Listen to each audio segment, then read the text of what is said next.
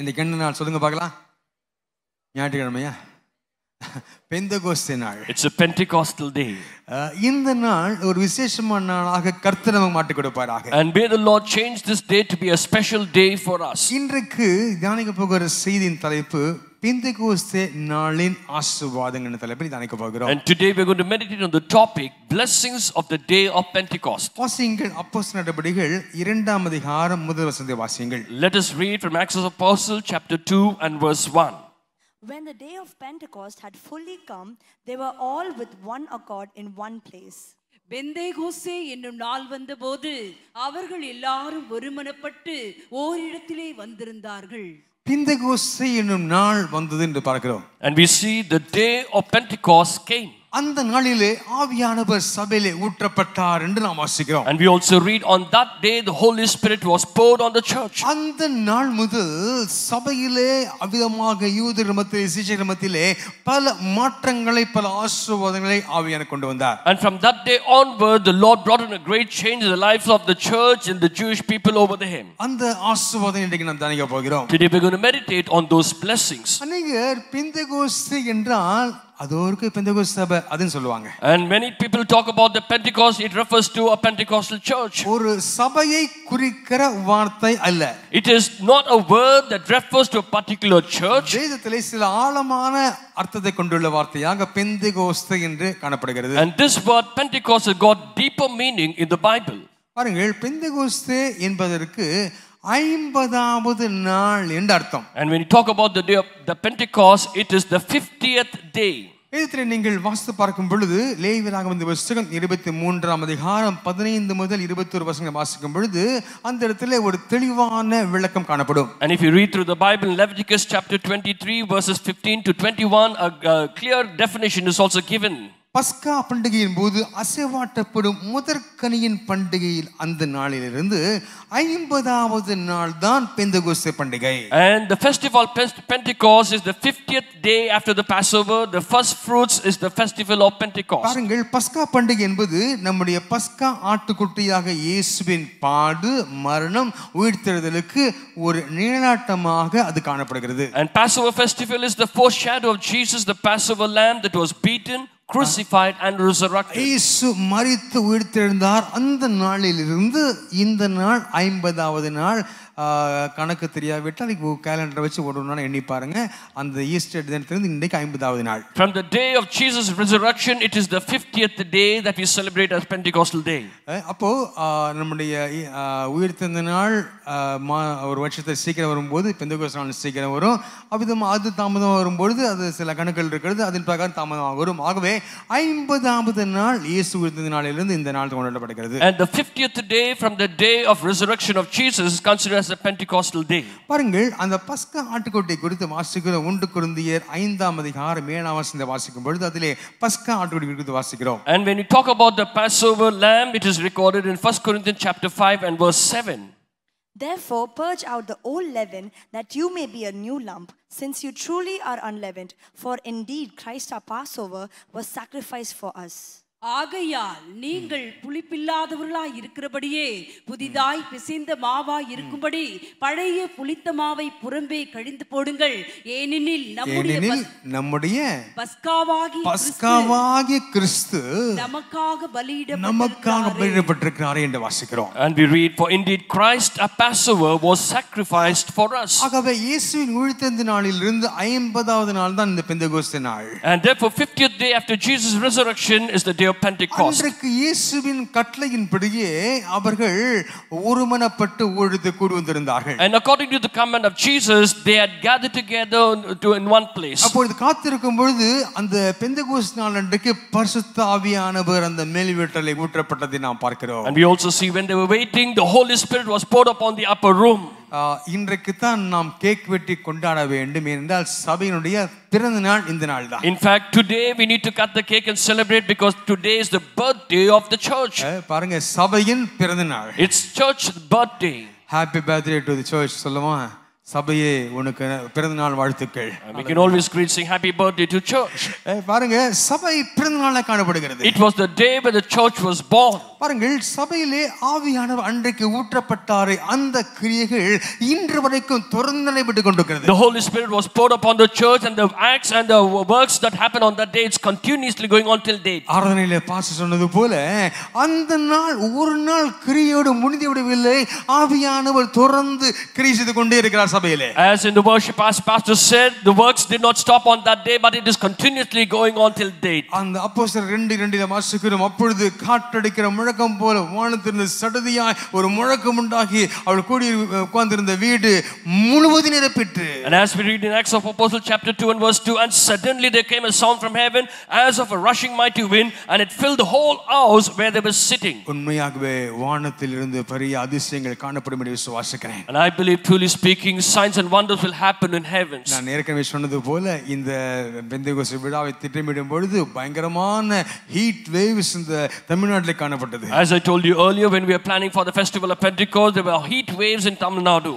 நேற்று இருந்து பேசிக்கொண்டிருந்தார்கள், பார்த்தா இது மழை காலம் போல இருக்குது, காலமே மாறிடுச்சுன்னு சொல்லிட்டு இருந்தாங்க. But yesterday when they were talking, it seems to be like a rainy season because rains were coming in the morning. அவிதமாக இயற்கைக்கு அப்பாற்பட்ட அடையாளங்கள் அற்புதங்கள் கர்த்தர் செய்ய ஆயத்தமாக இருக்கிறார் அவர் விசுவாசிக்கும் பொழுது. And when we believe God is ready to do supernatural signs and wonders, அங்கிருந்து அந்த நாளிலிருந்து தொடங்கின அந்த மாறுதலின் ஆசீர்வாதங்கள் இன்று வரைக்கும் நம்முடைய ஜீவிதத்தை தொடர்ந்து நடந்து கொண்டிருக்கிறது. The changes and the blessing that took place on that day is continuing on even in our lives till today. ஆவியானவர் பொழிந்தரப்பட்டதை நாம் பார்த்தோம். And we saw the Holy Spirit was poured out. நம்முடைய சபையினுடைய வாலிப சகோதர சகோதரிகள் சொன்ன சாட்சிகளை கேட்டீர்கள். You also listened to the testimony of our young people.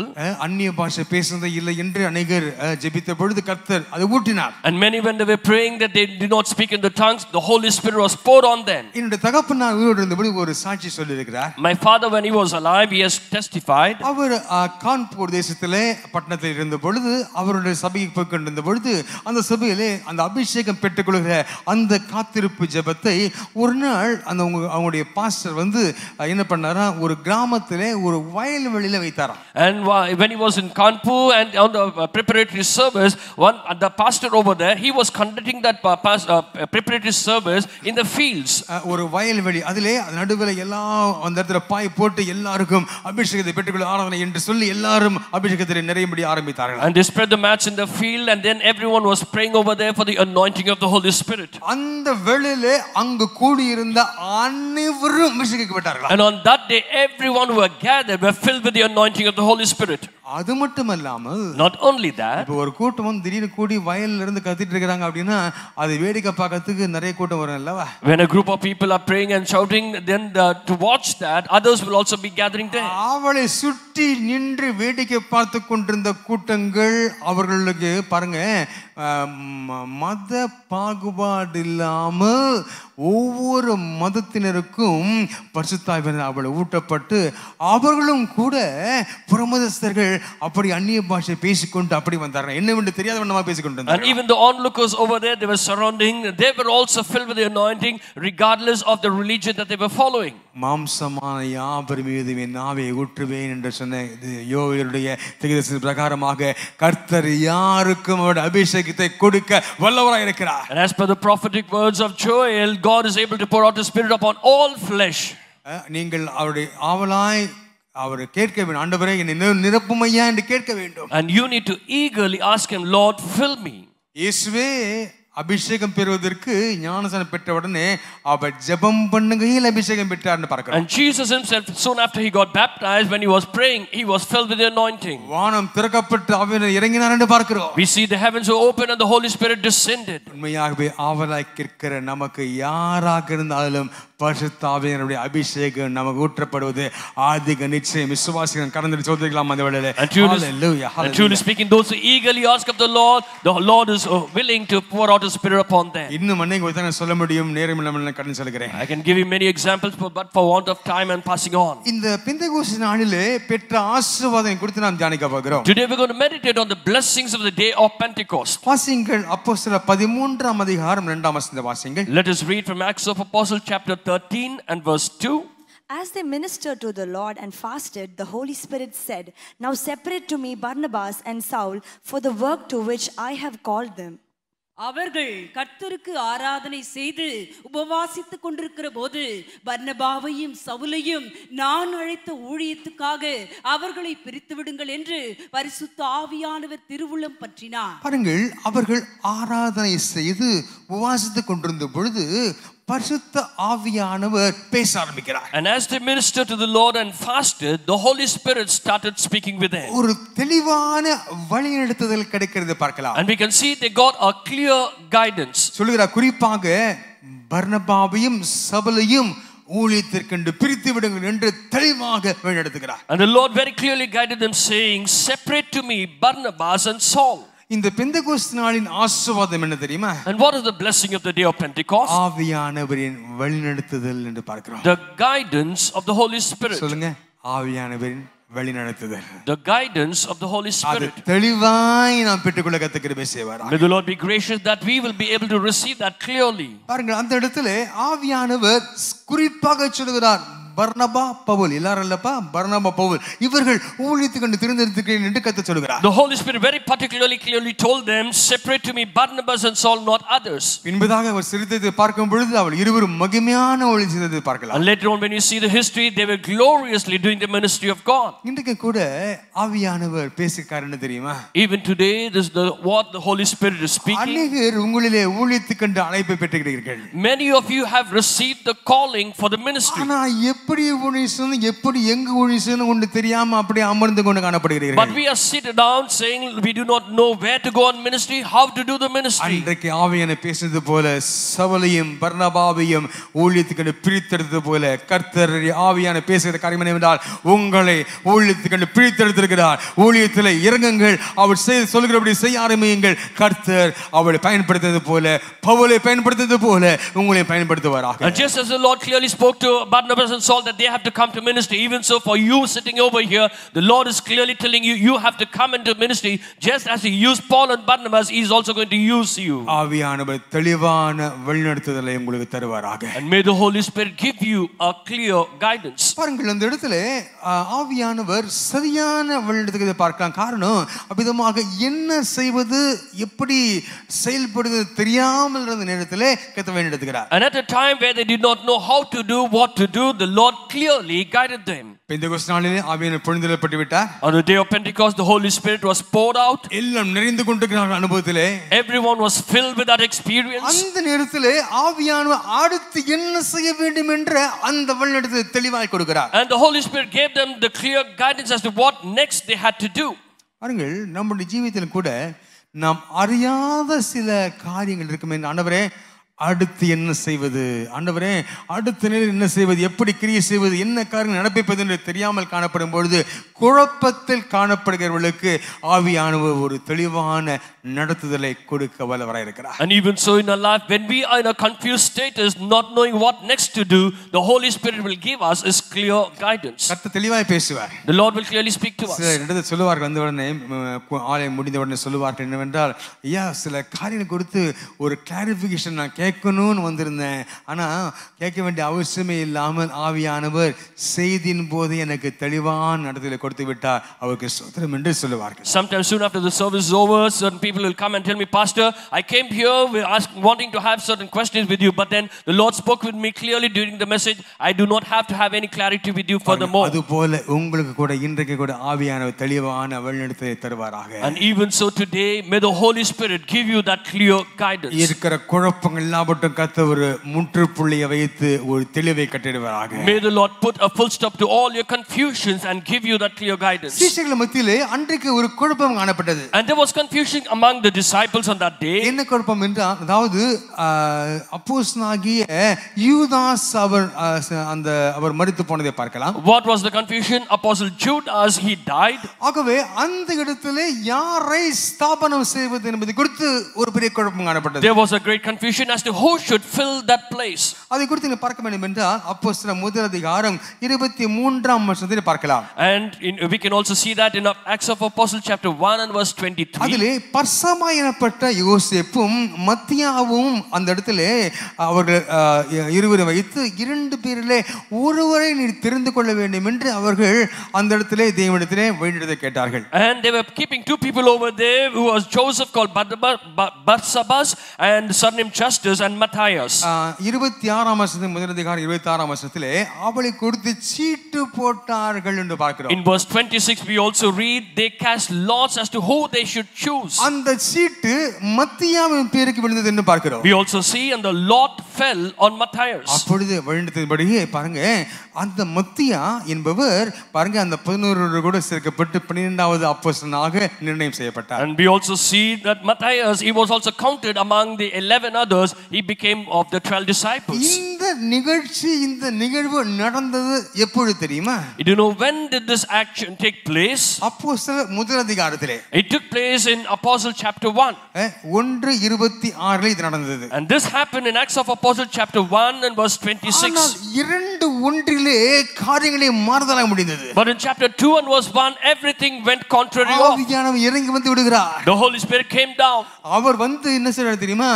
வழிநடத்துதலை அவ்வப்போது கொடுத்து கொண்டே இருக்கிறார். And the Holy Spirit came and he was giving his guidance. சீஷர்கள் அதற்கு மேல் அந்த அப்போஸ்தலர் 1ஆம் அதிகாரத்துக்கு மேல் சீட்டு போடவே இல்லை, போடும் கூடாது என்பானவர். And after the first chapter of Acts of Apostles they were not casting lots, they should not do it also. அப்ப பரிசுத்தம் இறங்கி வந்து அவரே தெளிவான வழிநடத்துதலை கொடுத்து சபையை குடும்பங்களை தனிப்பட்ட நபரை நடத்தி செல்வதை பார்க்கலாம். The Holy Spirit himself came in over there and he was giving guidance and he was leading the families and the church. பாருங்க இந்த 13:2 பார்க்கிறோம் ஆவியானவர் பேசுகிறார். பாருங்க பர்னபா சபையையும் நான் அழைத்த ஊழியத்திற்காக பிரித்து விடுங்கள் என்று ஆவியானவர் திருவிழம் பற்றினார் என்று பார்க்கிறோம். We also see in Acts of Apostles chapter 13 and verse 2 the Lord said separate unto me Barnabas and Saul and he proclaimed it over there. நம்முடைய குடும்பங்களிலே சில காரியங்களை என்ன முடிவெடுப்பது என்பதை குறித்து குழப்பமாய் காணப்படுகிறவர்களுக்கு ஆவியானவர் சொல்ல காரணம் தெரியுமா? ஒன்றுமில்லை, ஜெபியுங்கள், உபவாசியுங்கள், அந்த ஜெபத்திலேயே தேவன் தெளிவான வழிநடத்துதலை உங்களுக்கு கொடுக்க வல்லவராய் இருக்கிறார். And this is what the Holy Spirit is wanting to talk to those families who are in a confused status. You need to fast and pray and during that time the Holy Spirit will give you that clear guidance. இந்த சீட்டு போடுகிற அந்த ஒத்தியாரட்டைய பார்க்குற எல்லா கருத்துக்கும் ஒரு முடிவை கொண்டு வருகிறார். And the Lord brings an end to all these acts and works of casting lots. ஆவியானவரே தெளிவாய் நடத்த வல்லவராய் இருக்கிறார். The Holy Spirit himself is able to clearly guide you. சில குடும்பங்களில் விதமாக சீட்டு போடுவார்கள். இந்த வேலையை யார் செய்யணும்ன்றதுக்கு சீட்டு போடுவாங்க. In certain families they used to cast lots saying as to who should take this particular responsibility. அத குலுக்கி எடுக்க முடிய சொல்லுவாங்க. And they will also tell them to take one lot. ஒரு குடும்பத்திலே நகைச்சுவையாக விதமாக சொன்னார்கள் அவர்கள். And in a funny manner or one family they said like this. இந்த வேலையை செய்யறது குடும்பத்துல என் பேரு தொடர்ந்து வந்துட்டே இருக்குது அப்படி சொல்றான் பையன். And there was one boy who was saying to do this particular work only my name is continuously coming one after the other. தொடர்ந்து இன்னைக்கு பேர் தான் வருது, நாளைக்கு அவன் பேர் தான் வருது, தொடர்ந்து வந்து கொண்டே இருக்குது. And each and every day it was only his name falling for to do this particular work. கடைசில அவங்க அப்பா ஒரு ரகசியம் சொல்றாரு. And finally the father gave the secret. ஏன் தெரியுமா அவன் பேர் தொடர்ந்து வருது? You know why your name is coming on that? எல்லா சீட்லயும் அவன் பேர் மட்டும் தான் எழுதி இருப்போம். Because we have written the name of that boy in all the lots that is given in. அப்படி வேற பேர் வரும்.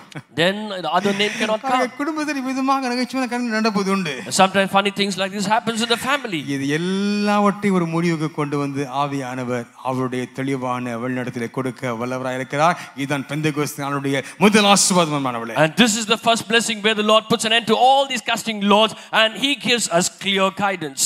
இந்த நேரத்தில் தெரியுமா ஆவியானவர் ஆலோசனை கொடுப்பார். From when the Lord or Holy Spirit give us his clear guidance. குழப்பமான சூழ்நிலை பாருங்க, என்ன முடிவெடுப்பதுன்னு தெரியாமல் இருக்கிற நிலைகளிலே ஆலோசனை கொடுக்க வல்லவராய் இருக்கிறார். In the midst of a confused status, not knowing what decision you to take, the Holy Spirit give you that guidance. 2021ஆம் ஆண்டு என்னுடைய மகன் பாஸ்டர் பென்னியுடைய திருமணத்தை நாங்கள் ஒழுங்கு செய்தோம். In the year 2021 we arranged for the wedding of my son Pastor Benny. எந்த நேரம் என்றால் அந்த கொரோனா சூழ்நிலையிலே அந்த முதல் லாக்டவுனுக்கு முடிந்த உடனே. When was the time? It was after the first lockdown during the corona period. ஆண்டவரே இந்த விவாகத்தை எப்போ வைப்பது என்ன சூழ்நிலை இருக்கும். அப்பெல்லாம் 50 பேர் மேல கூடி வரக்கூடாது. கூடி வந்தா உடனே போலீஸ் அரெஸ்ட் பண்ணுவாங்க. அப்படிப்பட்ட சூழ்நிலை. It was a situation where more than 50 people cannot gather in together. There was lot of restrictions. அதுமல்லாமல் அந்த மார்ச் ஏப்ரல்ல எலெக்ஷன் வருகிற சூழ்நிலை உண்டானது. Not only that, during the March and April it was an election time. அப்போ என்ன செய்வது? அதாவது இந்த விவாகத்தை நாம் பப்ளிக்கா நடத்த முடியுமா? அரசாங்கம் அனுமதிக்குமா? பெர்மிஷன் கிடைக்குமா? பல குழப்பமான சூழ்நிலைகள். There were a lot of confused stated because will their government allow us to have this marriage in a grand way? Can we invite all those people? Lot of questions went on. அந்த வேளையில் நாங்கள் பேசிக்கொண்டிருக்கும் பொழுது கர்த்தர் ஒரு வார்த்தை என்னுடைய காதுகளில் கேட்கும்படியாக ஆடியபிள் வாய்ஸ் சொல்லுவாங்கல்வா, கேட்கக்கூடிய துணியில் அதே ஒரு வார்த்தை கேட்டது. மார்ச் 22 என்று கேட்டது. And during that time when we were having lots of discussions, I heard a very audible voice where the Lord spoke to me saying March 22nd. எல்லா வேளையும் நடக்காது. Not every time it happens. ரொம்ப குழப்பமான சூழ்நிலை கடந்து செல்லும் பொழுது, but when you go through a very confused status, உடனே அந்த சத்தம் கேட்ட உடனே அதிலே நாங்கள் பிடித்துக்கொண்டு அந்த தேதியை வைத்தோம். Immediately when I heard that voice, we selected that day and arranged everything for that day. காட பாக்கறவங்க எல்லாம் ஐயோ இந்த டைம்ல வச்சிட்டீங்க, எலெக்ஷன் வர போதே, கொரோனா அடுத்த லாக்டவுன் போட போறாங்க, இந்த டைம்ல வச்சிட்டீங்களே, கூடி வர முடியாது, பலவிதமான அந்த கேள்விகள் வந்தது எனக்கு. And those who saw the card and the date, they were asking lots of questions. Have you arranged that particular date because elections are going to come? It's also during the time of corona. How it will happen? அவளுக்கு சொன்னேன், தேவன் சொல்லிட்டாரு, ஆவியானவர் காதில் பேசிட்டாரு, நான் வச்சிட்டேன், நீங்க முடிஞ்சா வாங்கன்னு சொன்னேன் அவங்கள்ட்ட. All that I told them is God had told me, I heard it in my voice, in my ears, and therefore if you are able to come on that day. நடந்த காரியம் உங்களுக்கு தெரியும். And you know what next happened? என்ன தெரியுமா? முதல் lockdown முடிந்து அந்த 50 பேர் ரெஸ்ட்ரிக்ஷன் அது கேன்சல் ஆனது. எவ்வளவு பேர் வேணாலும் வரலாம் என்ற அந்த நிலை உண்டானது. காரணம் எலெக்ஷனுக்காக பக்கத்து வந்தபடினாலே அந்த ஒரு சூழ்நிலை உண்டானது. And they lifted the restriction saying after this first lockdown was over, any number of people can come in, not restricted to 50, because that was during the election time. ரொம்ப சந்தோஷமாயிடுச்சு. And we were very much happy. ஆண்டவரே அடுத்து election எப்ப fix பண்ண போறாங்க? ஒருவேளை அந்த டேட்ல fix பண்ணிட்டாங்கன்னா ரொம்ப கஷ்டமாயிடும், எல்லாம் அந்த அரேஞ்ச்மென்ட்ஸ் எல்லாம் வீணாயிடுமே அப்படின்னு ஜெபிச்சிட்டு. Next we were praying, Lord, what will happen if they are going to keep that day as an election day? Every arrangement will go out of the way. திருமணம் அதுக்கு தொடர்ந்து அடுத்த வாரத்திலே அந்த ஏப்ரல் மாதம் முதல் வாரத்திலே தான் election fix ஆச்சு. After the wedding was over, only in the month of April the election was fixed. அதிலிருந்தும் கூட கர்த்தர் நல்ல ஒரு விடுதலை கட்டளையிட்டார். And even from all those situations the Lord gave a deliverance. எந்த விதமான பெர்மிஷன்ஸ், போலீஸ் பெர்மிஷனோ கார்ப்பரேஷன் பெர்மிஷன்ஸ்னோ இல்லாமல் எலெக்ஷன் அந்த விதிகள் அமல் இருந்தபடினாலே அவள் சொல்லிட்டாங்க, நீங்க என்ன வேணா செய்யுங்க, கட்சி பேன்ல மட்டும் வைக்காம இருங்க, என்ன வேணா செய்யுங்க. And without any need for any permissions, the authorities also said you can do anything without having the banner for the party. பாருங்க, 50 பேர் நான் கலந்து கொள்ள வேண்டும் என்ற சூழ்நிலை கர்த்தர் மாற்றி அன்றைக்கு ஆயிரக்கணக்கான பேர் வந்து கலந்து கொள்ள கர்த்தர் கிருபை செய்தார். The Lord was gracious. The restriction that was there only for 50, but it was lifted up and thousands of people came in. அதிலே பெரிய ஆச்சரியம் என்ன தெரியுமா? What was the greatest surprise? அன்னைக்கு 9 மணிக்கு போல அந்த ஸ்டேஜில் எல்லாம் இருக்கிறோம், அந்த ரிசப்ஷன் ஸ்டேஜில் அனௌன்ஸ்மெண்ட் வருது, நாளை முதல் ட்ரெயின் ஓடாது. And when we were on the stage at 9 o'clock in the night, there was an announcement that came, from tomorrow onward the trains will not run. மறுபடியும் அந்த ரெஸ்ட்ரிக்ஷன்ஸ் எல்லாம் ஸ்டார்ட் ஆகுது. And again the restrictions were put on. அடுத்த lockdown வருது. And the next lockdown is coming. அன்றைக்கு இரவே அந்த சட்டம் வந்தது. That very night itself the announcement came. மனுஷனுக்கு தெரியாத காரியங்களை ஆவியானவர் வழிநடத்த வல்லவராய் இருக்கிறார். And what is not known to man, the Holy Spirit is able to lead. உங்களுடைய குடும்பத்தில் சில குழப்பங்கள் காணப்படுது, வேலையில் குழப்பங்கள் காணப்படுகிறதா, கவலைப்படாதீங்க. ஆண்டவரே நீர் எனக்கு வழிநடத்தி தருவீராக ஜெபியுங்க. பெந்தெகோஸ்து நாளுக்கு பின்பதாக தேவன் வழிநடத்தலை கொடுக்க வல்லவராய் இருக்கிறார். Are there confusions in a family? Pray and the Lord will give you a clear guidance as to what next you need to do. ஆவியானவர் நம்மோடு கூட இருக்கார். விசுவாசிக்கிறீங்களா? Do you believe the Holy Spirit is along with us? யார் யார் என்னோடு கூட ஆவியானவர் இருக்கிறார் என்று விசுவாசிக்க மட்டும் ஒரு ஆமென் சொல்லுங்க பார்க்கலாம். Amen. அந்த ஆவியானவர் தெளிவான வழிநடத்த கொடுக்க வல்லவராய் இருக்கிறார். And that Holy Spirit is able to give you that clear guidance. ஆகவே என்னென்ன முடிவுகளை எடுக்க வேண்டுமோ அந்தந்த முடிவுகளை எடுப்பதற்கு ஆவியானவர் அவருடைய வழிநடத்தலை கொடுத்து நடத்த வல்லவராய் இருக்கிறார். And therefore whatever decisions you need to make, the Holy Spirit will give you his clear guidance to take that decision. குழப்பத்தில் இருக்கிறவர்களுக்கு ஆவியானவர் தெளிவான வழிநடத்தலை கொடுத்து நடத்த வல்லவராய் இருக்கிறார். For those who are in a confused state, the Holy Spirit is able to give you that clear guidance and lead. ஆண்டவரே, உம்முடைய பெந்தெகோஸ்து நாளில் வெளிப்பட்ட அந்த ஆவியானவருடைய வல்லமை இன்றைக்கு வழிநடத்துகிறீர் என்று நாங்கள் விசுவாசி துதிக்கிறோம் ஐயா என்று சொல்றவங்க எல்லாரும் கண்களை மூடி கரங்களை உயர்த்தி ஜெபிக்க ஆரம்பிக்கலாம். And those who like to say, Lord, the power that this in the day of Pentecost, let it give me that clear guidance. If you say that, lift up your hands and pray. ஆண்டவரே, என்னுடைய ஜீவிதத்திலே ஒரு சில வழிநடத்தலை எதிர்பார்க்கிறேன் அப்பா. Lord, I am expecting certain guidance in my life. சில குழப்பங்களோடு வந்திருக்கிறேன் ஆண்டவரே. Lord, I've come here with certain confusions. எல்லா குழப்பங்களை நீர் எடுத்து போட்டு ஒரு தெளிவான வழிநடத்தை கொடுப்பீராக அப்படின்னு சொல்றவங்க எல்லாம் கண்களை மூடிக்கொண்டிருக்கும் பொழுது உங்களுடைய கரங்களை வைத்து நீங்கள் ஜெபிக்க ஆரம்பிங்க. And those who like to say, Lord, remove all those confusions and give me that clear guidance. If you say that, lift up your hands and pray. கராலவலா பாக்கற ஜெபிக்க ஆரம்பிங்க. இந்த வேளை ஆண்டவரே, உம்முடைய வழிநடத்தை தருவே. சொல்லுங்க பார்க்கலாம். Oh, Holy Spirit, your guidance. சொல்லுங்க பார்க்கலாம். உம்முடைய வழிநடத்தை தருவீராக. Oh Lord, give me your guidance. என் குடும்பத்திலும் வேலையிலும் பிள்ளைகளுடைய காரியத்திலும் உம்முடைய வழிநடத்தை தருவீராக. Lord, in my family, in my work and my life, give me your guidance. பரிசுத்த ஆவியானவர் ஆண்டவரே, நீர் இந்த பெந்தெகோஸ்து ஊற்றப்பட்டீரே, இதுவரைக்கும் நடந்து கொண்டிருக்கிறீரே, நீர் தொடர்ந்து என் குடும்பத்தை நடத்துவீராக. Holy Spirit, you have poured on that day and you have been continuously leading. Give me that guidance for my family. உம்முடைய வழிநடத்தலுக்கு நான் ஒப்பு கொடுக்கிறேன். Lord, I submit myself to your guidance. என்னை அர்ப்பணிக்கிறேன் அப்பா. Lord, I surrender myself. ஆசீர்வதிப்பீராக. You bless me. இயேசுவின் நாமத்தில் பிதாவே. In Jesus' name we pray. ஆமென். ஆமென். ஆமென். ஆமென். எங்கு செல்ல வேண்டும், என்ன சொல்ல வேண்டும், வழி நடத்தும் ஆவியானவரே. எங்கு செல்ல வேண்டும், என்ன சொல்ல வேண்டும், வழி நடத்தும் ஆவியானவரே. உன் விருப்பம் இல்லாத இடங்களுக்கு செல்லாமல் தடுத்து நிறுத்தும் ஆவியானவரே. உன் விருப்பம் இல்லாத இடங்களுக்கு செல்லாமல் தடுத்து நிறுத்தும் ஆவியானவரே. ஆவியானவரே, ஆவியானவரே, பரிசுத்த ஆவியானவரே. ஆவியானவரே, ஆவியானவரே, பரிசுத்த ஆவியானவரே. கர்த்தர் தெளிவான வழிநடத்தை கொடுப்பார். The Lord will give you that clear guidance. சில வேளை சில தடைகள் உண்டாகும் போது அது ஏன் என்று புரியாது. Sometimes when certain hindrances come, we do not know why it came. ஒரு முறை நான் அமெரிக்காவிற்கு பயணம் செய்ய திட்டமிட்டிருந்தேன். Once I had planned to go to America. முதல் முறை 98ஆம் வருஷம் நான் சென்றிருந்தேன். The first time I went in the year 1998. பின்பதாக அடுத்த முறை நான் செல்ல விசா அப்ளை பண்ணும் பொழுது அப்பொழுது ஒரு பெரிய அதிர்ச்சி காத்திருந்தது. And next time when I planned to go, there was a shock that was waiting for me. உனக்கு விசா தர முடியாதுன்னு மறுத்து விட்டார்கள். And they rejected, saying we cannot give you the visa. எனக்கு ஒரே கேள்வி, அது எப்படி நான் போவதை அவன் தடுக்க முடியும்? And I had a great question. How is that they can stop me from going? சரி, எல்லாம் கர்த்தர் சித்தம்னு விட்டுவிட்டேன். Then I left it saying everything is according to God's will. கடைசியிலே பார்த்தேன் என்றால் பாருங்க, நான் போகவிருந்த அதே மாதம் நான் தங்கவிருந்த அதே ஸ்டேட்டிலே, அந்த ஹியூஸ்டன் என்ற ஸ்டேட்டிலே பாருங்கள், அந்த இடத்திலே நான் தங்கவிருந்த அதே அந்த சிட்டிலே பாருங்க ஒரு பெரிய அழிவு வந்தது.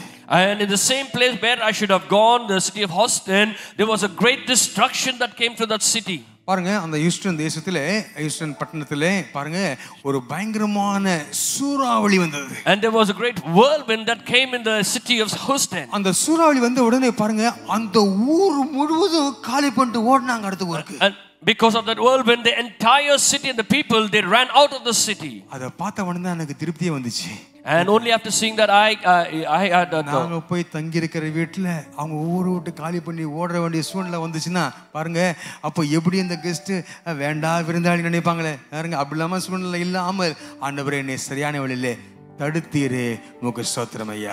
And I was thanking God, saying, Lord, you stopped me there, because if I had gone to that place along with the family, we would have had to run. They would have also felt bad about it. கர்த்தர் சரியான நேரத்திலே நம்மை காத்துக்கொள்ள வல்லவராய் இருக்கிறார். And God is able to protect us at the right time. அதுக்கு பின்பு திருப்பி அப்ளை பண்ணேன். 10 வருடங்களாக தாராள பிரபு கொடுத்து கொண்டே இருக்கிறாங்க visa. And after that I applied, and they were granting unto me visas for every 10 years. அந்த ஒரு முறை மட்டும் ஏன் அப்படி ஆனதுன்னு தெரியல. I did not know as to why it so happened on that one particular time. வழி நடத்துகிற ஆவியானவர் உங்களோட கூடவே இருக்கிறார். The Holy Spirit who guides you is along with you.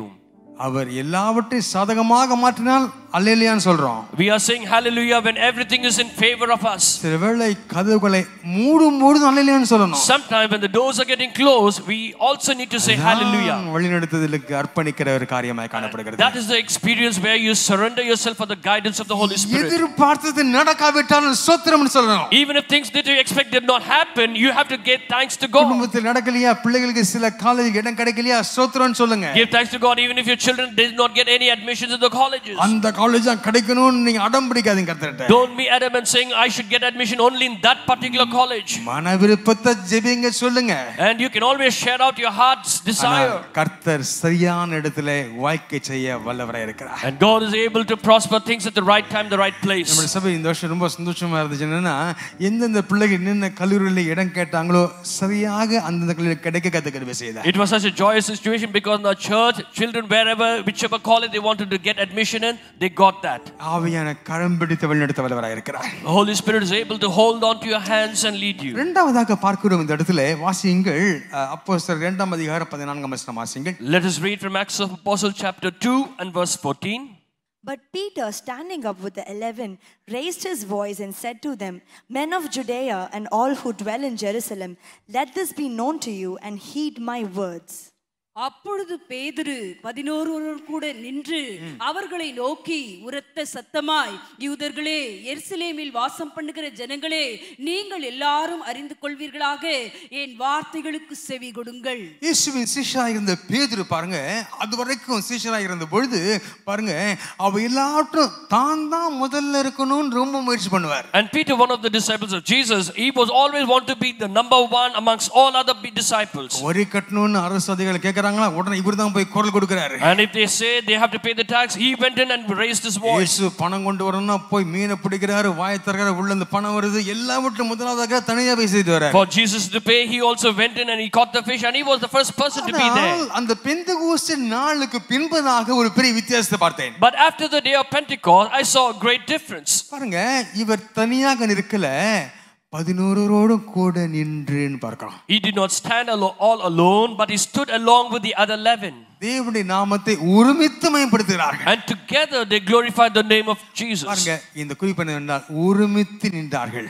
And the point over here is unity. ஒரு ஒற்றுமையாக ஒரு மனதோடு இருந்தார்கள் பார்க்கிறோம். And we see they stood together in unity. கர்த்தர் நம்முடைய ஜீவியத்திலே ஒரு மனதை கர்த்தர் கொடுக்க வல்லவராய் இருக்கிறார். And God is able to give unity in our life. இந்த பெந்தெகோஸ்து நாளிலே எல்லாரும் ஒருமனப்பட்டு கூடி வந்தார்கள் பார்க்கிறோம். In the day of Pentecost, they all gathered together with one accord. பாருங்க, அப்போஸ்தலர் 2:1 பார்க்கிறோம், வாசித்தோம், ஒருமனப்பட்டு ஓரிடத்திலே கூடி வந்தார்கள். And in Acts of Apostles chapter 2 and verse 1 we read, with one accord they gathered together in one place. கர்த்தர் இந்த இரு மனங்களை மாற்ற வல்லவராய் இருக்கிறார். And God is able to change the divisive minds. குடும்பத்திலே கர்த்தர் ஒரு மனதை கொடுக்க வல்லவராய் இருக்கிறார். And God is able to give unity in the family. கர்த்தர் குடும்பத்திலே கிரியை செய்து கொண்டு பிசாசு கிரியை செய்து கொண்டிருக்கிற அந்த காரியத்திலிருந்து அவன் கொடுக்கிற அந்த இரு மனது அந்த பிரிவினை எல்லா காரியத்திலிருந்து தேவன் மாற்றி போட்டு ஒரு மனதை குடும்பத்திலே கட்டெடுக்கிற தேவனாக இருக்கிறேன் என்று கர்த்தர் பேசுகிறார். And the Lord is saying he is able to bring in unity in the family where the Satan is bringing about divisions and separations. பாருங்க, அந்த இடத்துல நாம் பார்க்கிறோம், இவருடைய காரியங்கள் பரிசுத்தவான்களுடைய ஐக்கியத்தோடு காணப்படுகிறது. And we see over there they had fellowship with the holy saints of God. எங்கு அந்த அப்போஸ்தலர்கள் சென்று ஊழியம் செய்தாலும் இங்கு அங்க பரிசுத்தவான்களுக்கு வந்து ரிப்போர்ட் பண்றாங்க. பாருங்க, அவங்களுடைய சென்டர் அங்கு எருசலேமா காணப்பட்டது. And wherever they did the ministry, the center was Jerusalem, and they came in and gave their report. பாருங்க, ஊழியத்திலே இருந்த அந்த ஒருமன குறைவுகள், நீ பெரியவனா நான் பெரியவனா என்ற அந்த எண்ணங்கள் எல்லாம் மாற்றப்படுகிறது. The lack of unity and divisions among the people, it all got changed in that place. பாருங்கள், இது இயேசுவின் ஜெபத்திற்கு ஒரு பதிலாய் காணப்படுகிறது. And this was also an answer to the prayer of Jesus. யோவான் 17ஆம் அதிகாரம் 21-22 வசனங்களை வாசிக்கும் பொழுது, ஆண்டவரே, நாம் ஒன்றாயிருப்பது போல இவளும் ஒன்றாயிருக்க வேண்டுமே. As Jesus said in John chapter 17 verse 21 and 22, Lord, even as we are together as one, even so there should also be one. இயேசு இவளுடைய ஜீவிதத்தை பார்த்து இருந்திருப்பார். Jesus would have watched their lives. ஏனென்றால் அவ்விதமாக நாம் பார்க்கிறோம் இந்த இடத்துல அதாவது அவர்கள் நீ பெரியவன் நாம் பெரியவனான்னு பயங்கர வாக்குவாதம் உண்டாகிறது. Because they had a debate amongst them saying who should be the greater person. லூக்கா 9:46 வாசிக்கிறோம். And we read about that in Luke chapter 9. தங்களுக்குள்ளே எவன் பெரியவன்? And who is greatest among them? நான் சீனியர் நீ junior. I am senior and you are junior. சபையில அப்படிதான். Some people are like that. நான் மூத்த விசுவாசி. And I am an elder believer. நான் வந்தனா இந்த சேர் எனக்கு விட்டுறணும். And if I come here you should leave the chair for me. நீ எழும்பி அங்க தான் உட்காரணும். And you should rise up and sit somewhere else. எத்தனை ஒருமன குறைவுகள் சபையில. How much lack of unity in the church. குடும்பத்திலே கூட எப்படி? Even so in the families. அந்த முதல் மகனுக்கு மட்டும் அப்படி செய்தாயே எனக்கு செய்யவில்லை என்று ஒரே பிரச்சனை சபையில குடும்பத்திலே. A lot of problems and confusion in the family. You did this for the elder son but you're not doing it for me. தங்கச்சிக்கு மட்டும் இப்படி செய்து ஏன் எனக்கு செய்யல? You're doing it for the younger sister but you're not doing it for me. பெற்றோர் கண்ணீரோடு வருவாங்க அம்மா ஐயா இது மாதிரி சொல்றீங்க பிள்ளைங்க. And some parents will come with tears, pastor my children are speaking like this. அவளுக்கு மட்டும் செய்து எனக்கு ஏன் செய்யல? And why didn't you do that what you did for him? பாருங்க இந்த ஒருமன குறைவுகள் இந்த ஒற்றுமை குடும்பத்தில் குறைபடுகிறது. And lack of unity and oneness is also there in the family. பாருங்க நாதி சபையிலே ஒரு பெரிய ஒருமனம் காணப்பட்டது. And in the early church there was unity. அவர்கள் ஒருமித்து நின்றார்கள். And they were together. அந்த கிழமைக்கு போறீங்க இப்படி கேக்குறாங்க. சிலர்லாம் அந்த கூட்டணி வந்தோன்னே இப்படி தூக்கி காட்டுவாங்கல்ல. And when they joined for a party they used to raise their hands like this. அது எவ்வளவு நாள் தெரியுமா? அது எலெக்ஷன் வரைக்கும் தான் இருக்கும். For how long? Only till the election time. பின்பதாக அது அந்த பக்கம் போகும் இது இந்த பக்கம் போகும். And after that they will go that way and this person will go this way. ஆவியான கொடுக்கிற ஒரு மனது அப்படி அல்ல. But the unity that the Holy Spirit gives is not like that. அந்த நாளிலே இறங்கின ஆவியான கொடுக்க ஒரு மனது அது நிரந்தரமான சமாதானமான ஒரு மனதா இது காணப்பட கர்த்தர் கிருபை செய்வாராக. May the Lord be gracious that the unity that the Holy Spirit gave on the day of Pentecost it will continue on. பாருங்க சில முக்கிய குறிப்புகளை நான் பார்க்க விரும்புகிறேன். I would like to talk about some important points. இந்த பிரச்சனைகள் எல்லாம் விட்டு தேவன் அவர் சீராக்கி பாருங்க ஒரு நல்ல ஒரு மனதை கொடுக்கிறார். God desires to set right all these problems and give unity. என்றைக்கு இந்த பரிசுத்தவான்களுடைய அந்த ஐக்கியம் இருக்கிறதல்வா சபை அதை விட்டு வரும்போது ரொம்ப பிரச்சனை. And when the church leaves off the fellowship of the holy saints of God there will be problem. யோவான் 13:27 நீங்க பாக்கும்போது in John chapter 13 and verse 27 இயேசு திருவிருந்து நடத்தி கொண்டிருக்கிறார். and Jesus was conducting the communion over there. அந்த துணிக்கையை யூதாஸ் வாங்குகிறார். And Judas he got that bread. வாங்க அது வாங்கி அந்த திருவிருந்து அட்டமணி முடிச்ச உடனே வருகிற ஒரு அதிர்ச்சியான வார்த்தை என்ன தெரியுமா? And soon after he partook in that communion what was the word that he spoke? அந்த வசனத்தை நீங்க பார்க்கலாம் சாத்தான் அவனுக்குள் புகுந்தான். And Satan entered into him. சொல்றாரு சேவன் சீக்கிரமா செய்ய சொன்னவன அவர் இங்க ரொம்ப பிஸியா போறவன போயிட்டாரு. And Jesus said whatever you want to do it quickly. As if he was very busy he went out. என்றைக்கு ஒரு மனுஷன் பரிசுத்தவானுடைய ஐக்கியத்தை விட்டுவிட்டு தனியே போகிறானோ அந்த வார்த்தை நிறைவேறும். And the day when a person he goes off leaving the fellowship of the saints of God this verse gets fulfilled. பாருங்க சாத்தானுக்கு இடம் கொடுக்கிறோம். And we are giving room for Satan.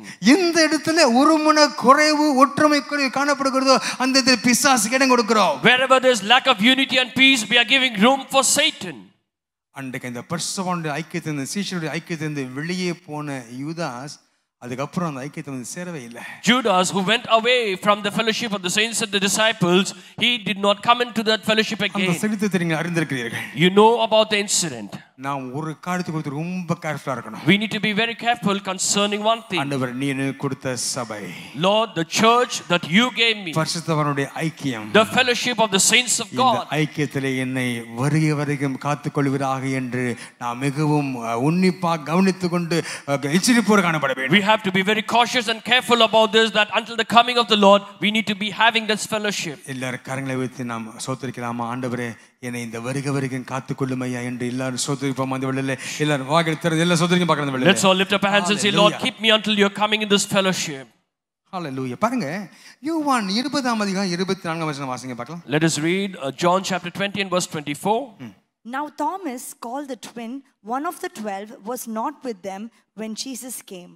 இயேசு வந்திருந்தபோது 12 ஒருவனாகிய திதிமு எனப்பட்ட தோமா என்பவன் அவர்களுடனே கூட இருக்கவில்லை. இயேசுவினுடைய உயிர்த்தெழுதலுக்கு முன்பதாக சீஷர்கள் எல்லாம் உண்டாயிருந்தார்கள். And after the resurrection of Jesus, all the disciples were gathered together in one place. அறையை பூட்டிக் கொண்டிருந்தார்கள் வாசிக்கிறோம். And we read they were inside the room locking the door வெளியே போறதுக்கு பயம். because they were afraid to go out. எங்க நம்மையும் புடி இயேசு போய் சிலுவையில் அறைஞ்சிர போறாங்கன்னு பயம். They were afraid because they might also be crucified like unto Jesus. பூட்டிக் கொண்டிருந்தார்கள். They locked the room and they were inside. அந்த நேரத்துல இந்த தோமா மட்டும் escape. At that point of time, Thomas he escaped. எங்க போயிருப்பாரு? Where would he have gone? யோசிச்சு பார்த்தா எல்லாரும் பேசியிருப்பாங்க, ஐயோ நம்மளையும் போட்டு சிலுவையில் போட்டுருவாங்களோ பயந்து கொண்டிருக்கும் போது ஒன்னும் கவலைப்படாதீங்க, நான் அப்படியே யாருக்கும் தெரியாம போய் பார்த்துட்டு வரேன்னு போயிருக்கலாம். Maybe when everyone was afraid of being arrested, Thomas would have gone out just to watch out what was happening. யூதருடைய பல்ஸ் எல்லாம் எப்படி இருக்குன்னு பார்த்துட்டு வரேன். And I will go out and see the pulse of the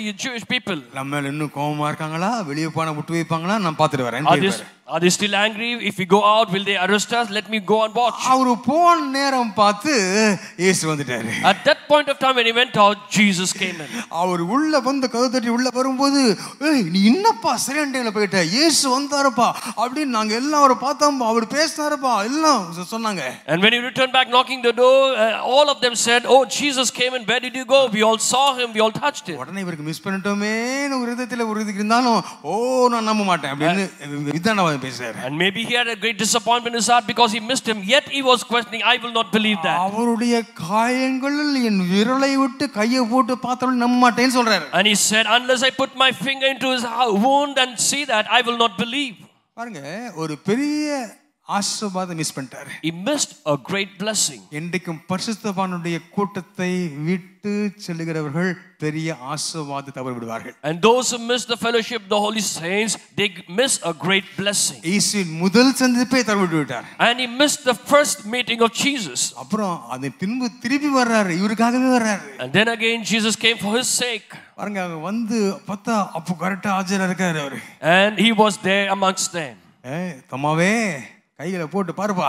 And Jesus said, Thomas, put your hands and see. ஆனா நீங்க வசந்த நல்லா பாத்தீங்கன்னா அவன் கையை போட்டதா இல்ல. And if you read through the verses, it is not recorded that he put his finger. அன்னைக்கு ஏதோ ஒன்னு சொல்றேன் ஆண்டவர், அதையும் கொடுங்க அப்படி சொல்லிட்டு ஆண்டவரே தேவனே என்று சொல்லி மகிமைப்படுத்துறதை பார்க்கலாம். And he said, Lord, on that day I said something, but then he glorified God saying, oh Lord my God. பாருங்க, அந்த பரிசுத்தவானுடைய கூட்டம் அதை தவறவிடக்கூடாது. You should not miss the gathering of the holy saints.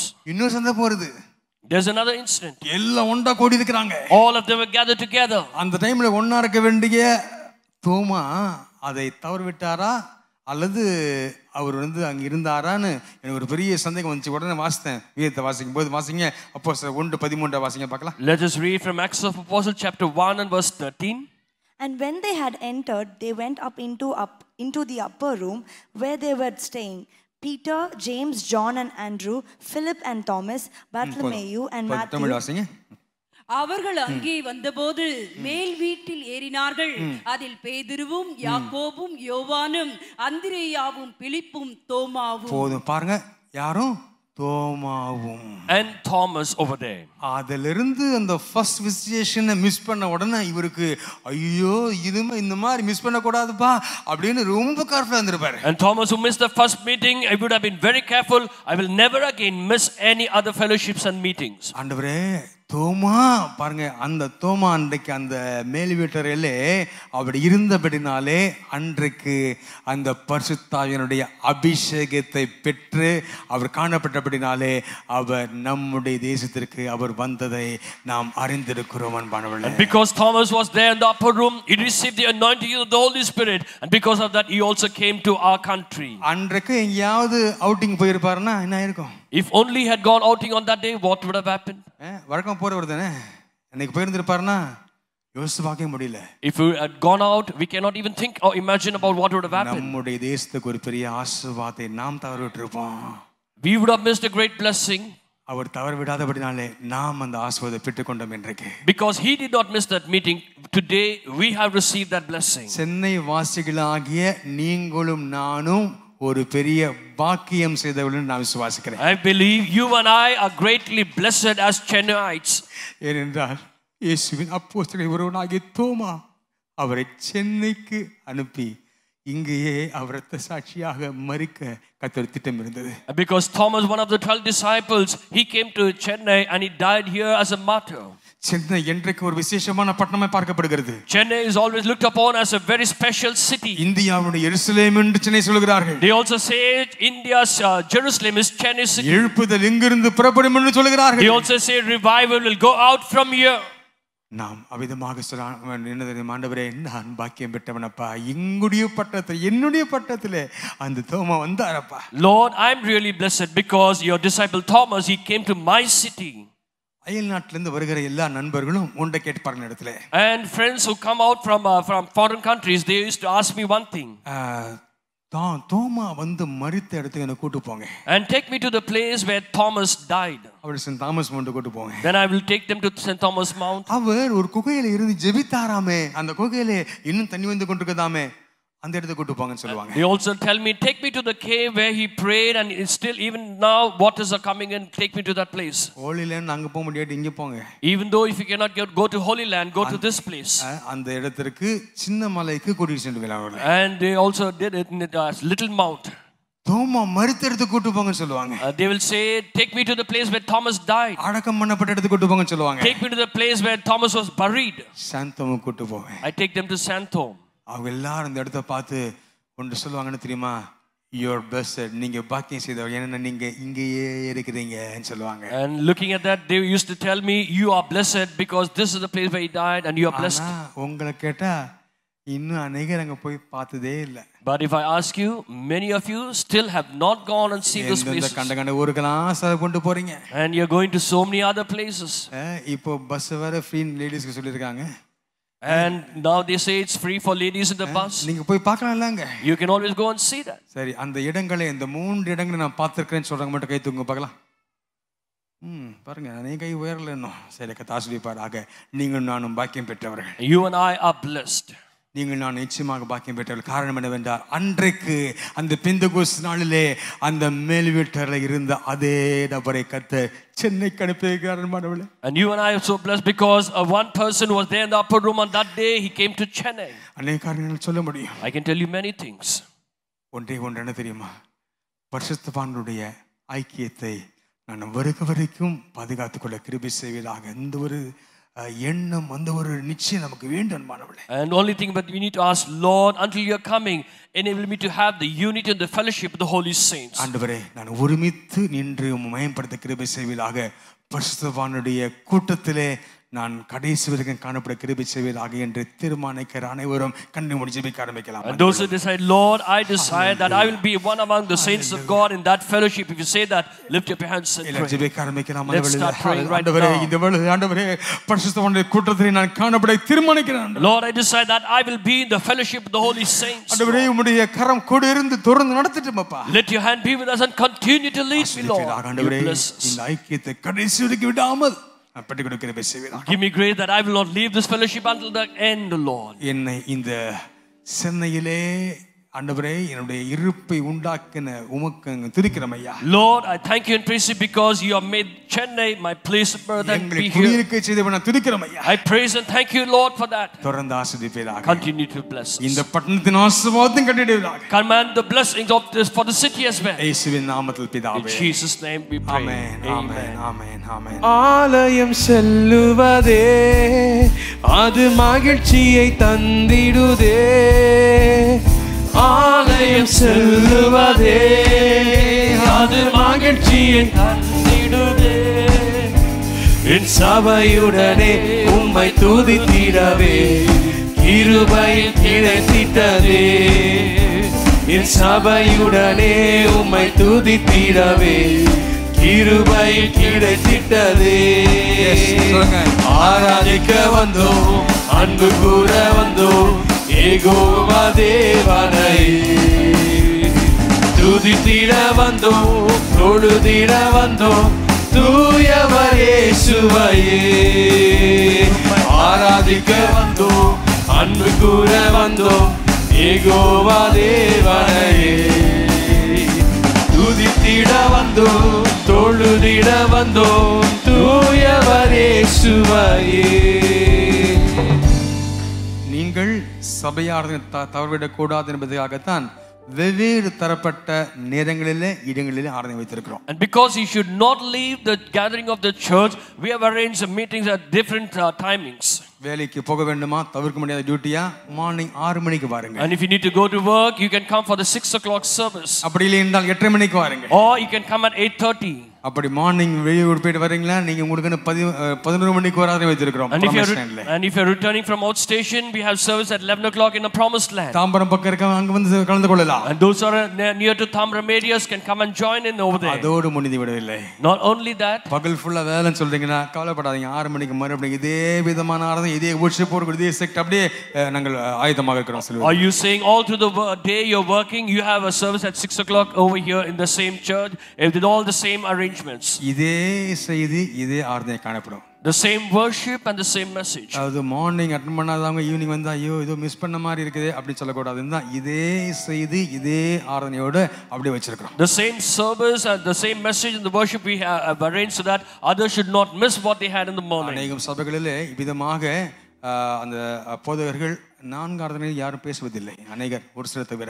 And in many churches, excepting few, for all 4 services, the pastors will not speak. Maximum 2 service பேசுவாங்க, அதுக்கப்புறம் அந்த பேசுன recording தான் ஓடும். And maximum 2 services they'll speak, and after that it will be only the recording. ஆனா வருகிறவர்கள் miss பண்ணக்கூடாது அப்படின்றதுக்காக ஒவ்வொரு ஆராதனையிலும் நாங்களே பேசுகிறோம். Because no one should miss that. For each and every service, we ourselves are speaking. கொடுக்கிறோம். We are giving the same message. 6 மணி நேரங்கள் ஞாயிற்றுக்கிழமை நின்ற இடத்துல நின்று பேசுகிறோம். அதனுடைய கஷ்டம் உங்களுக்கு தெரிந்திருக்கும். We are standing and preaching for close about 6 hours, and I know you will know that difficulties. வருகிறவர்கள் அந்த பர்சன் ஐக்கியத்தை விட்டுவிடக் கூடாது, தவறவிடக் கூடாது என்பதற்காக ஒரே நோக்கத்தை நிமித்தம், with the only purpose, one purpose, that those others should not leave the fellowship of the Holy Saints. பயன்படுத்திக் கொள்ளுங்கள், கர்த்தர் கொடுப்பாராக. And make use of that. May the Lord be with you. கடைசியாக ஒன்றை தியானிக்க விரும்புகிறேன். And finally, the point we'll meditate. வாசிங்கள் அப்போஸ்தலர் 2:47 வாசிங்க. Let us read from Acts of Apostles chapter 2 and verse 47. Praising God and having favor with all the people, and the Lord added to the church daily those who are being saved. தேவனை துதித்து ஜனங்கள் எல்லாரிடத்திலும் தயவு பெற்றிருந்தார்கள்.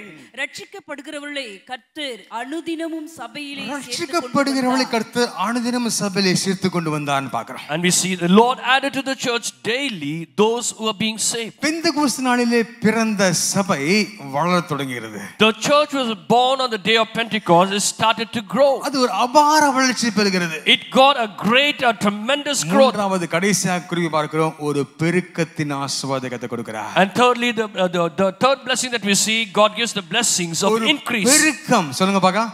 பெருக்கம், an increase. பாருங்க, நம்முடைய வாழ்க்கையில் ஒரு பெருக்கம், பொருளாதார பெருக்கம், சபையில ஒரு பெருக்கத்தை கட்டளையிடுவாராக. May the Lord come and increase in our life, in our economy and in our church. இந்த பெருக்கத்தை சாத்தானால் ஒருபோதும் தடுக்க முடியாது. Satan can never hinder this increase. கர்த்தர் சொல்லியிருக்காரே, பாதாளத்தின் வாசல்கள் அதை மேற்கொள்வதில்லை. And God said the gates of Hades can never overcome that. அப்படினா என்ன அர்த்தம் தெரியுமா? பாதாளத்தின் வாசல்கள் சபைக்கு அகைன்ஸ்டா இருக்கும். Then what does it mean? The gates of the hell will always be against the church. அதை குறித்து worry பண்ண வேண்டாம். Don't worry about that. அவைகள் நம்மை மேற்கொள்ளாது. They cannot prevail over against us. குடும்பங்களாக எங்களை மேற்கொள்ளாது. And as believers and families, சொல்லுங்க வாய்த்தன் சொல்லுங்க பார்க்கலாம், எங்களை மேற்கொள்ள அதிகாரம் இல்லை. சொல்லுங்க பார்க்கலாம். And open your mouth and say it will not prevail and overcome us. இயேசுவின் நாமத்திலே ஹalleluya. ஒருபோதும் உங்களுடைய வளர்ச்சியை, நம்முடைய வளர்ச்சியை யாரும் தடுக்க முடியாது. And in Jesus name nobody can stop your growth and our growth. இந்த ஒரு சபை பாருங்க, ஆதி அப்போஸ்தல உபதேசத்தில் காணப்படுகிறதோ சில ரகசியங்கள் இருக்கிறதுலே அதை காணப்படுகிற சபையினுடைய பெருக்கத்தை ஒருபோதும் ஒருவரும் தடுக்க முடியாது. And nobody can ever stop the growth of the church, which are then the doctrines. பாருங்க, அப்போஸ்தலர் 2:42 வாசிக்கும் பொழுது, and when we read through Apostle chapter 2 and verse 42, அப்போஸ்தலருடைய உபதேசத்திலும் அந்யோன்யத்திலும் அப்பம் பிற்கிறதிலும் ஜெபம் பண்ணுவதிலும் உறுதியாக தெரிந்திருந்தார்கள். And they continued steadfastly in the apostles' doctrine and fellowship, and in the breaking of bread and in prayers. பாருங்க, ஒரு நாள் அனுபவம். There are 4 experiences. அப்போஸ்தல உபதேசம், and the apostles' doctrine, ஐக்கியம், fellowship, கர்த்தருடைய பந்தியால தீவிருந்து, communion, the Lord's table, ஜெபம். இதற்கு முக்கியம் கொடுக்கிற எல்லா சபைகளும் வளர்ந்து பெருகும். Every church that gives importance to all these 4 will grow and increase. அப்போஸ்தல உபதேசம் என்றால் என்ன? What does it mean when you say the apostles' doctrine? இயேசுவோடு இருந்த அப்போஸ்தலர்கள் அவரிடமிருந்து கேட்ட அந்த காரியங்களை அவள் சொல்ல ஆரம்பித்தார்கள். And the disciples who were along with Jesus, they also started speaking whatever he said. அந்த அப்போஸ்தலர் சொன்ன உபதேசத்தை கேட்டவர்களும் அல்லது அப்போஸ்தலரும் சேர்ந்து இந்த வேதத்தை எழுதினார்கள். And those who heard whatever the apostles said, they also did, and they also took part in that. அது நம்முடைய கரங்களிலே வேதாகமமாக கொடுக்கப்பட்டிருக்கிறது. And it is given in our hands as a Bible. இயேசு சொன்ன வார்த்தைகளை கேட்ட அப்போஸ்தலர்கள் அதை எழுத ஆரம்பித்தார்கள். The apostles who heard whatever Jesus spoke, they started writing on that. பாருங்கள், அது நம்முடைய கையிலே சுருங்கி கொடுக்கப்பட்டிருக்கிறது. It is also given into our hands. அந்த அப்போஸ்தல உபதேசம் என்பது என்ன? What does it mean when you say apostles' doctrine? பாருங்க, நம்முடைய சபை அப்போஸ்தல சபை என்று பெயர் தெரிவிப்பது அப்போஸ்தல உபதேசம் என்று சொல்ல முடியாது. அப்போஸ்தல உபதேசம் என்று சொல்வது அந்த அடிப்படையான உபதேசம். And just because we have the name, the assembly, the apostolic assembly, we cannot say we are also following that, but we need to follow what is said. நீங்கள் வீட்டில் சென்று வாசித்துக் கொள்ளுங்க. அப்போஸ்தலர் 2:38 இருந்து 47 வரைக்கும் உள்ள வசனங்களில் இது தெளிவாக காணப்படுகிறது. And go back home and read through Acts of Apostles chapter 2 verses 38 to 43. முதலாவது இயேசு விசுவாசித்து பாவத்திற்கு மனம் திரும்ப வேண்டும். First and the foremost, you need to believe Jesus and repent from sin. இரண்டாவதாக ஞானஸ்நானம் பெற வேண்டும். And secondly, you have to be baptized. மூன்றாவதாக பரிசுத்த ஆவியின் அபிஷேகத்தை பெற வேண்டும். Thirdly, you need to have the anointing of the Holy Spirit. நான்காவதாக மாறுபாடுள்ள இந்த சந்ததியை விட்டு விலகி பரிசுத்தமாய் வாழ வேண்டும். Fourthly, you need to get separated from the perverse generation and live a holy life. அப்போஸ்தலர்கள் சொன்ன அந்த உபதேசத்தை இயேசுவின் வார்த்தைகளுக்கு அப்படியே கீழ்ப்படிய வேண்டும். Whatever Jesus said and the apostles said, you have to obey accordingly.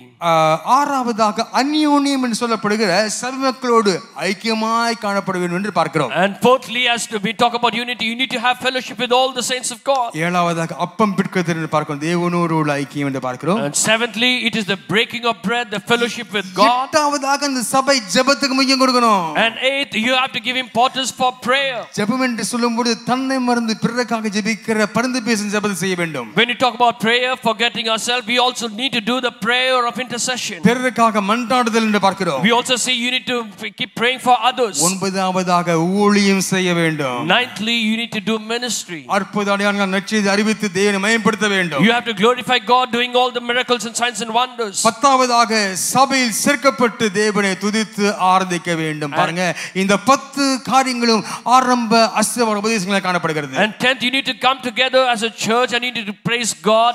These 10 things are the apostles' doctrines. இந்த அஸ்திவார உபதேசத்திற்கு முக்கியம் கொடுக்கிற எல்லா சபைகளும் அது அபார வளர்ச்சி பெற்று வளர்ந்தேறும் என்று நான் சொல்கிறேன். And every church that gives importance to this foundational doctrines, it will grow and increase. இவ்விதமாக சபை வளரும் பொழுது சபையிலே நடக்க போகிற காரியம் என்ன தெரியுமா? And when this church does like this, what happens in the church? அப்போஸ்தலர் 2:43 பார்க்கும் பொழுது, As we see in Acts of Apostles chapter 2 and verse 43, எல்லாருக்கும் பயம் உண்டாயிற்று. then fear came upon every soul. அப்போஸ்தலர்களாலே அநேக அற்புதங்களும் அடையாளங்களும் செய்யப்பட்டது. And many wonders and signs were done through the apostles. அவரை விசுவாசிக்கிற விசுவாசிகளாகிய நம்முடைய கரத்தின் மூலமாக அநேகம் அற்புதங்கள் நடைபெறும் என்று பார்க்கிறோம். விசுவாசிக்கிறவங்க கடந்தடி சோதரிக்கலாம் அந்த இயேசுவின் நாமத்தில். And we who are believing on Jesus, many miracles will happen. இதை பார்த்து எல்லாருக்கும் பயம் உண்டாகும் என்று பார்க்கிறோம். And those who see that, their fear will grip them. தேவன் நம்மை கொண்டு அற்புதங்கள் அடையாளம் செய்ய வல்லவராய் இருக்கிறார். And God is able to do miracles and wonders using us. நம்முடைய குடும்ப ஜீவியத்திலே, நம்முடைய வீட்டிலே அனுதினமும் அற்புதங்கள் நடக்கணும். And in our life, in our family, each and every day miracles should happen. அதுதான் தேவன் செய்கிற காரியமாக காணப்படுகிறது. And that is the work of God. தேவன் விசுவாசித்து நாம் காரியம் செய்யும் பொழுது நம்ம வீட்டிலே அற்புதங்கள் நடக்கும். When we believe God and do things, miracles will happen in our அந்த family. அற்புதத்தை அனுதினம் காண்கிற மக்கள் இயேசுவை ஏற்றுக்கொள்ளும்படியான அந்த ஒரு சூழ்நிலை உண்டாகும் என்பார்களே. And people who see these wonders happening, they will also have a chance to accept Jesus as the Savior. நம்முடைய பேச்சு விதமா மாறணும். எப்படி தெரியுமா? Our talks to change like this. உங்க வீட்ல என்ன போய் நடந்துச்சு இன்னைக்கு? What miracle happened in your house today? எங்க வீட்ல இது நடந்துச்சு. It happened this miracle happened in my house. உங்க வீட்ல நடக்கும். And it start praying, it will happen also for you. கர்த்தர் அற்புத அடையாளங்கள் செய்ய வல்லவராய் இருக்கிறார். Because God is able to do miracles and wonders. அதன் மூலமாக குடும்பத்திலும் சபையிலும் ஒரு பெரிய பெருக்கத்தை கர்த்தர் கட்டளையிட போகிறார். And through that the Lord is going to command a great increase in the families and church. இது எல்லாம் அந்த ஆவியானவருக்கு இடம் கொடுக்கும்போது நடக்கிற காரியங்களாக காணப்படுகிறது. These are the things that will happen when we give room for the Holy Spirit. ஆவியானவர் வந்து பின்பதாக ஒரு தெளிவான வழிநடத்துதல் கிடைக்கும். After the Holy Spirit came, you will get a clear guidance. ஒரு ஒற்றுமை யூனிட்டி உண்டாகும். There will be unity.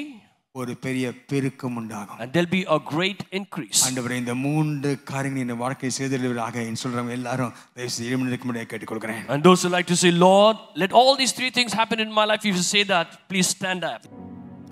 எங்க நேசிக்கிற நல்ல பிதாவே, நல்ல வேளைக்காய் ஜெபிக்கிறோம் ஐயா. ஆண்டவரே பரிசுத்த ஆவியானவரை விட்டுக்கொண்ட அந்த நாள் முதல் ஆண்டவரே அந்த பெந்தகோஸ்து நாளிலிருந்து பல புதிய ஆசீர்வாதங்கள் இந்த உலகம் கண்டது போல இந்த 2024 ஆண்டினுடைய இந்த பெந்தகோஸ்து நாள் முதல் ஒரு பெரிய மாற்றத்தை எங்கள் ஜீவித்தை காண கருவை செய்வீராக.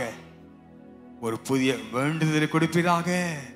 உம்முடைய ஆலோசனை கொடுத்து நடத்துவீராக. ஆண்டவரே ஒரு பெரிய யூனிட்டி ஒற்றுமை கட்டளையிட்டு நடத்துவீராக. குடும்பத்திலும் வேலையிலும் சகல நிலையிலும் ஒரு பெரிய ஒருமனதை கட்டிடுவீராக. ஆண்டவரே சகல நிலையிலும் ஒரு பெரிய பெருக்கத்தை காண கருவை செய்வீராக. ஆஸ்வதிப்பீராக. இதை பெற்று எங்களுடைய வாழ்நாள் முழுவதும் அனுபவிக்க கிருபை செய்வதாக. கரம் கூட இருக்கட்டும். ஆசீர்வதியும் இயேசுவின் நாமத்தில் பிதாவே. ஆமென் ஆமென். நம்முடைய கர்த்தராகிய இயேசு கிறிஸ்துவின் கிருபை, பிதாவாகிய தேவனுடைய அன்பு, பரிசுத்த ஆவியானவருடைய ஐக்கியம், அன்பு வேண்டது மாதம் சமாதானம் ஆகியும் நம்மளோட விசேஷமாக இந்த பெந்தகோஸ்து நாளிலே அவருடைய வல்லமையை இன்றைக்கு பெற்றுக்கொண்ட ஒவ்வொருவரும் கூட இன்றும் இன்றும் சதா காலம் தங்கியிருப்பதாக எல்லாம் சொல்லுமா? ஆமென். என் ஆத்துமாவே கர்த்தரை ஸ்தோத்திரி, உள்ளமே நாமத்தை ஸ்தோத்திரி. என் ஆத்துமாவே கர்த்தரை ஸ்தோத்திரி, வாசே சகல உபகாரங்களையும் மறவாதே. ஆமென் ஆமென். God bless you. கர்த்தர் ஆசீர்வதிப்பாராக.